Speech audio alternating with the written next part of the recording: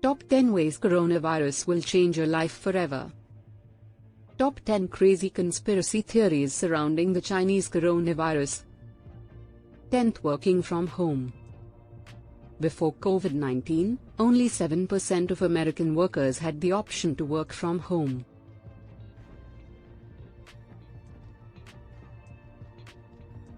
That doesn't mean that 7% were working from home, it just means that 93% of Americans were told that it would never be an option. Today, working from home is a necessity. There are already studies on this, and the results are very positive. One found that people working from home have 16.8 more days worth of productivity a year.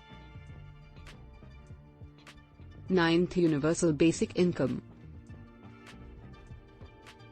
A few months ago, universal basic income seemed like a pipe dream. The idea of sending every person in a country a monthly check, even if they don't go to work, was starting to crop up on the odd campaign trail, but in most countries, it didn't sound like anything we'd see anytime soon. But for the next few months, it's going to be a reality. And even the United States is planning on sending a $1,200 check to almost every adult American. 8. Automation. One of the sectors COVID-19 has hit the hardest is manufacturing. Anyone working in a factory is an incredibly tough spot. Working remotely isn't an option when you work with your hands, but for some factories, neither is staying home. By the time this pandemic is over, your job just might have been filled by a robot. 7. Online learning. Schools are shutting down in nearly every country that's seen an outbreak of COVID-19, and that's pushing parents and teachers into a whole new era of education. For the next few months, online learning is going to be the norm. 6. The rise of big government. There are no libertarians in a pandemic, Meghan McCain recently said. Whether that's a good thing or not is up to debate, but good or bad, there's a lot of reason to believe that it's true. Big government's making a comeback, and in some places, it's in pretty extreme ways. 5th, voting by mail.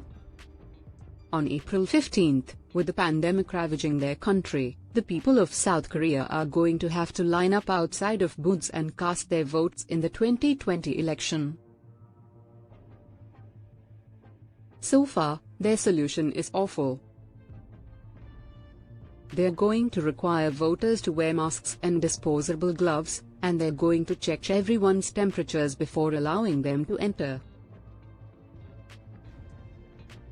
It's especially going to affect the United States, where primaries are already underway and a federal election is scheduled in November. Texas Democrats have filed a lawsuit for the right to vote by mail, while other states are encouraging people to exclusively mail in their ballots,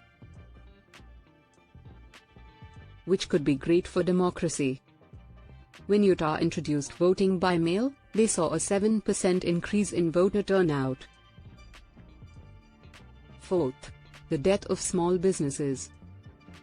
A lot of companies are being hit hard right now, but nobody as hard as bars and restaurants. When people get an appetite to go wining and dining again, and when servers start looking for work again, the big chains will still be there. McDonald's will weather the storm, and that's going to reshape our world. Currently, about 50% of Americans work for small businesses. 3rd, the end of reliance on China.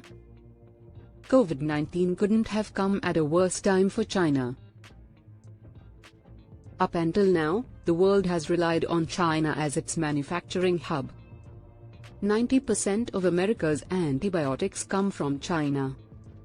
Second, free and universal health care. 41% of Americans already say that they are more likely to support universal health care in the wake of the COVID-19 pandemic, and policies seem to be pushing that way, too. The US has already pledged to let people get tested for the coronavirus free of charge, and some politicians are pushing to make treatment free, as well.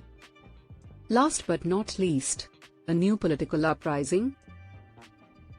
COVID-19 is hitting our health hard, but it's hitting our economy even harder. A lot of people are going to lose their jobs.